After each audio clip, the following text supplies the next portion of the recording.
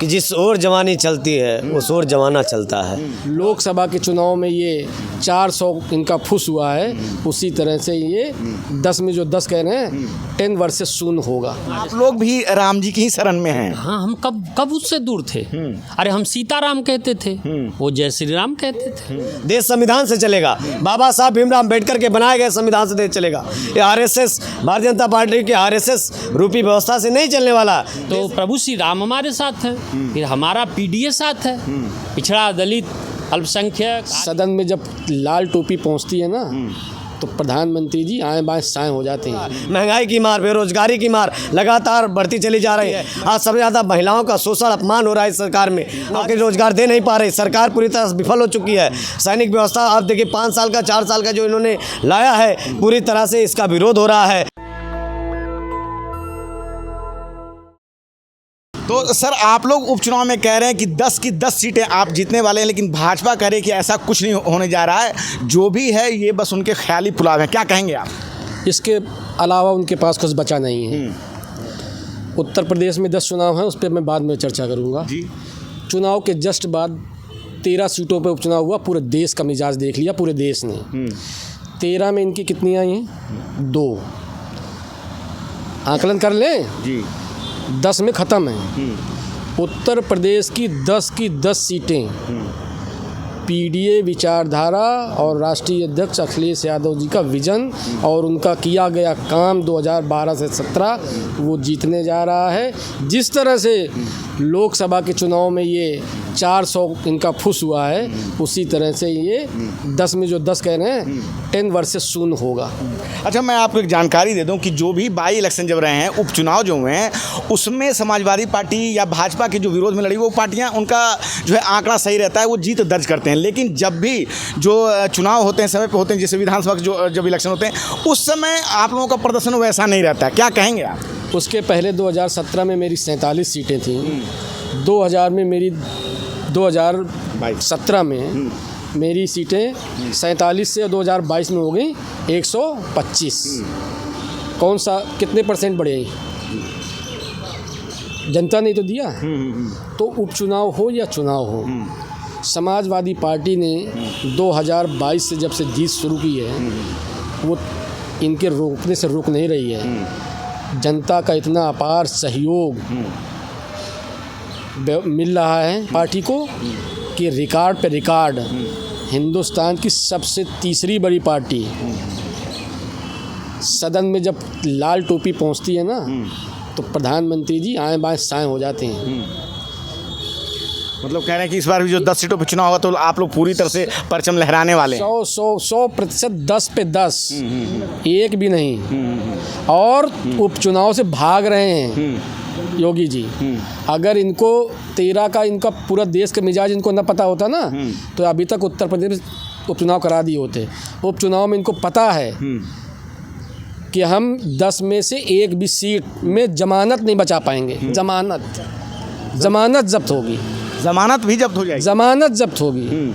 On the camera कह रहा हूँ आपसे। इतना विश्वास कहाँ से आया आप लोगों को इस बार? आप देखिए ना, जो पीडीए विचारधारा है, जो जनता के बीच में स्वीकारता है राष्ट्रीय अध्यक्ष अखिलेश यादव की, जो उन्होंने लोगों के बीच कनेक्टिविटी बनाई है। आपको मैं एक उदाहरण दे दूं।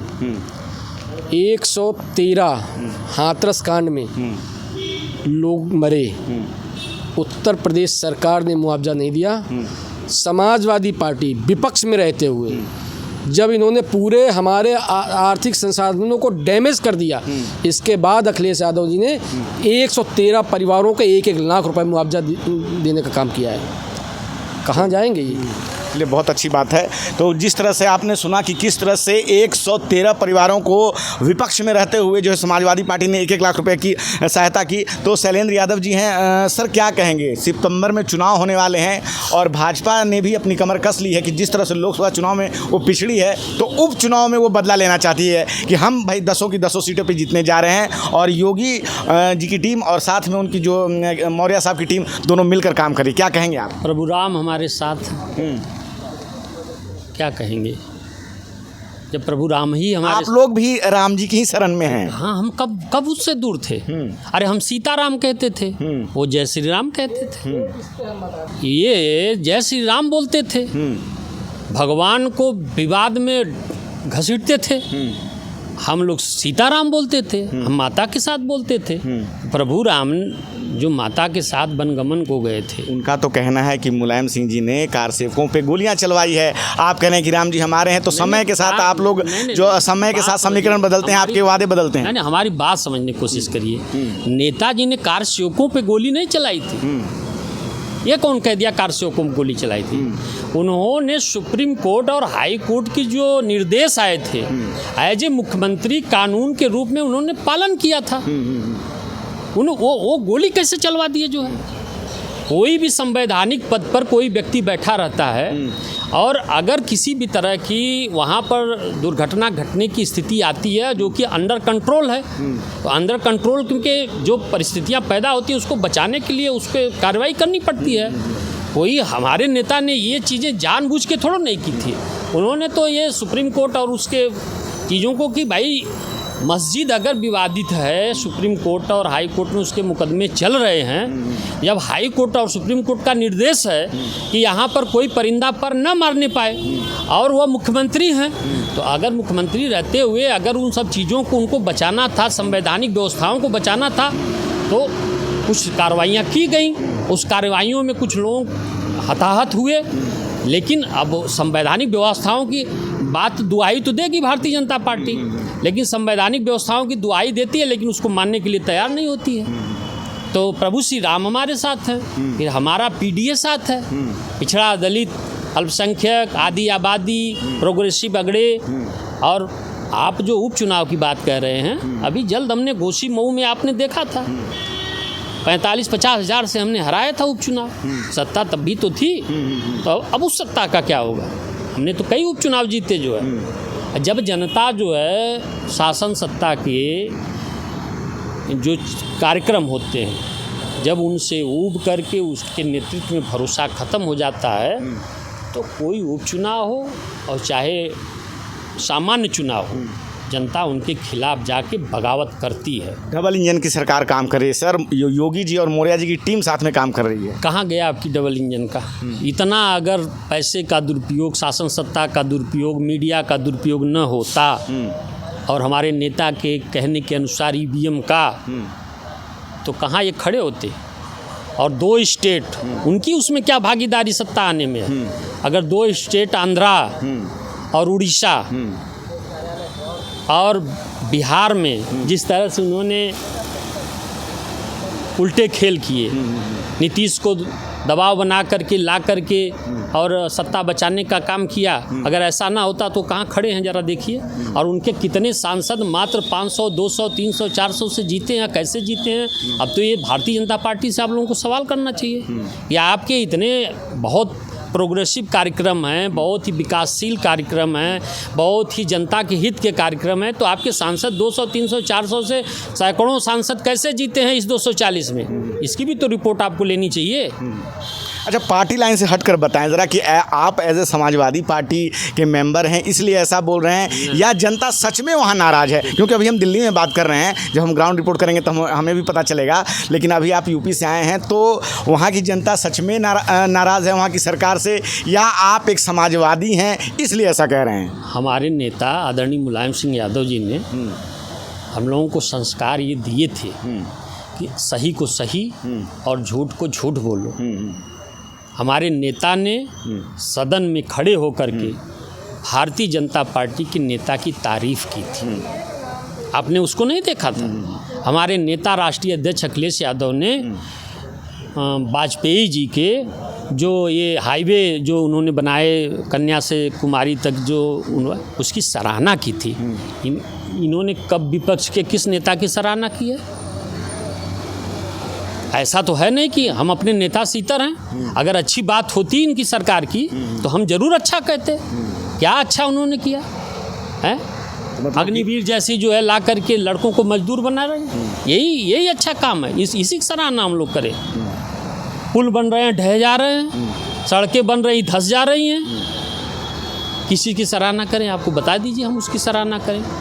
पूरा देश हमारा जो है आज आर्थिक रूप से विश्व के ऐसे देशों के श्रेणी में चला गया है कि हमारे बांग्लादेश और हम भूटान की श्रेणी में आ गए। जो यही इसी की सराहना करें। अगर आपको अगर पसंद हो तो हम इसकी सराहना कर दें। जो अच्छा, योगी जी ने जो फरमान दिया था अभी नेम प्लेट को लेकर, उस पर क्या कहना चाहेंगे? देखिए, आप ये जान लीजिए कि हमारे नेता ने एकदम सख्त से आदेश है कि आप लोगों को किसी भी धर्म के खिलाफ कोई भी बात नहीं बोलनी है। जो कानून का काम है वह कानून का काम कानून करेगा, और हमें सुप्रीम कोर्ट के उस फैसले पे घमंड है कि सुप्रीम कोर्ट ने योगी जी के आदेश को पलट दिया और देश में सौहार्द और भाईचारा कायम करने के लिए उनके आदेश को खारिज करके रद्दी के टोकरी में डाल दिया। इसलिए हम उस पर इससे ज़्यादा कुछ नहीं कर सकते। ठीक है सर, धन्यवाद। सर, क्या कहना चाहेंगे ये जो अभी चुनाव होने वाले हैं और जिस तरह से आप लोग कह रहे हैं कि 10 की 10 सीट पर जीत दर्ज करने वाले हैं, लेकिन योगी जी और जिस तरह से मौर्य साहब लगातार दिल्ली के चक्कर भी लगा रहे हैं, तो वहाँ कुछ उनका अपना चल रहा है कि भाई इस बार जो ये 10 सीटों पर चुनाव होने जा रहा है उसमें हम जीत दर्ज करें और जो उन्हें लोकसभा चुनाव में जो झटके लगे हैं उसको ख़त्म करें। क्या कहेंगे आप? देखिए, अभी 2024 का 18वां लोकसभा चुनाव का आपने परिणाम देखा होगा, और यह परिणाम यह बताता है कि जो ये उपचुनाव होने वाले हैं, हाँ। ये उपचुनाव का किसी भी तरीके का भ्रम ना पाले और कोई ना पाले। समाजवादी पार्टी के पक्ष में जो समाजवादी पार्टी की सीटें थी उसके अलावा जो नहीं थी उनकी भी बात कर रहा हूँ। इन सीटों पर किसी की भी नहीं चलेगी। हाँ, शासन प्रशासन के दम पर कोई जोर जबरदस्ती करके भी कोई कोशिश करेगा तो जनता भी उसके लिए जागरूक है। तो मुझे नहीं लगता कि इसमें समाजवादी पार्टी के सिवा किसी का कुछ है। बाकी नंबर 2 के लिए अगर कोई लड़ाई लड़ना चाहेगा तो वो समाजवादी पार्टी में नॉमिनेशन कर सकता है। मुझे नहीं लगता कि समाजवादी पार्टी के आगे कोई इसमें किसी का कुछ इसमें भविष्य है। सर, आप क्या कहना चाहेंगे जिस तरह से उपचुनाव की बात चल रही है कि और दोनों ही पार्टियां जो है, मेन पार्टियां समाजवादी पार्टी और भाजपा भी जो है बिल्कुल लगी हुई है और दोनों ही दल कह रहे हैं कि हम 10 की 10 सीटें जीतने जा रहे हैं, क्या कहेंगे आप? मैं सबसे पहले तो धन्यवाद आपका देना चाहता हूँ कि जिस ओर जवानी चलती है उस ओर जमाना चलता है। नौजवानों और छात्रों ने अपनी हिस्सेदारी भागीदारी के लिए जिस प्रकार से उत्तर प्रदेश में परिणाम लाया है, ये पीडीए का जो नौजवानों के साथ अन्याय हुआ, छात्रों के साथ अन्याय हुआ, और उसमें मैं आपने 10 सीटों की बात की कहा तो 37 में हम जीते हैं, 33 पे आ गए भारतीय जनता पार्टी के लोग जो 80 में 80 का दावा करते थे। पूरी तरह की मुँह की खानी पड़ी है और नौजवान मन बना चुका है कि तुम हमारे शिक्षा पे वार करोगे, हमारे जो है संविधान में हक अधिकार हमारा दिया गया, हमारी नौकरी और रोजगार पे वार करोगे तो नौजवान छात्र शांत नहीं बैठेगा, तुम्हें सत्ता से बेदखल करने का काम करेगा। तो 10 सीटों पर उपचुनाव होने वाला है। निश्चित तौर पर एक तरफा 10 सीटों पर समाजवादी पार्टी के प्रत्याशी जीतने का काम करेंगे। भारतीय जनता पार्टी को पूरी तरह से अपनी जमानत बचाने में भी मुँह की खानी पड़ेगी। मैं विश्वास और भरोसे के साथ आपको कहना चाहता हूँ। डबल इंजन की सरकार चल रही है, आपको नहीं लगता है कि जनता जो है उनको भी उतना ही पसंद करेगी? डबल इंजन की सरकार फेल हो चुकी है उत्तर प्रदेश में। आपने अभी परिणाम देखा लोकसभा का परिणाम, और अभी उपचुनाव में भी आपने देखा तमाम प्रदेशों में उपचुनाव हुआ है। उपचुनाव में 13 सीटों में 11 सीटें इंडिया गठबंधन ने जीता है। तो पीडीए की ताकत आप देख रहे हैं। हम लड़ाई संविधान बचाने की लड़ रहे हैं। देश संविधान से चलेगा, बाबा साहब भीमराव अम्बेडकर के बनाए गए संविधान से देश चलेगा। ये आरएसएस, भारतीय जनता पार्टी की आरएसएस रूपी व्यवस्था से नहीं चलने वाला। देश एकता, अखंडता, भाईचारे, समानता, बंधुत्व से चलेगा। और इसका निश्चित तौर जीता ज़्यादा उदाहरण है उत्तर प्रदेश में 37 सीटें जो जीती है। निश्चित तौर पर मैं आपको विश्वास भरोसे के साथ एक लाइन कहना चाहता हूं कि कर तदबीर तो तकदीर बदल जाएगी, लहजे की तेरी तस्वीर बदल जाएगी। यकीन ना हो तो आदरणीय अखिलेश यादव पर विश्वास करके देख लो, उत्तर प्रदेश और देशवासियों, लहजे की तेरी तासीर बदल जाएगी।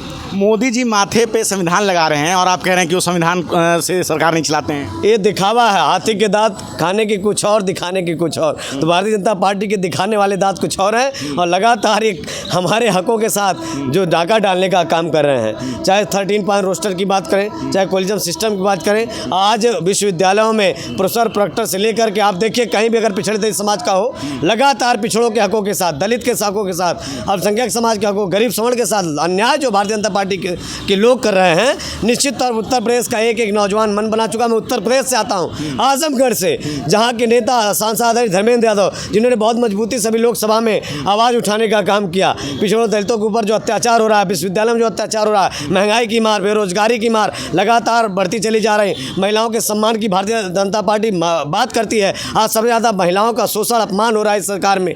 आज शिक्षा व्यवस्था चरमरा चुकी है, शिक्षा बजट कम कर दिया। बताइए, नौकरी रोजगार दे नहीं पा रही, सरकार पूरी तरह विफल हो चुकी है। सैनिक व्यवस्था आप देखिए 5 साल का 4 साल का जो इन्होंने लाया है, पूरी तरह से इसका विरोध हो रहा है और अब अग्निवीर वाले लोग ही इनको सत्ता से बेदखल करने का काम करेंगे।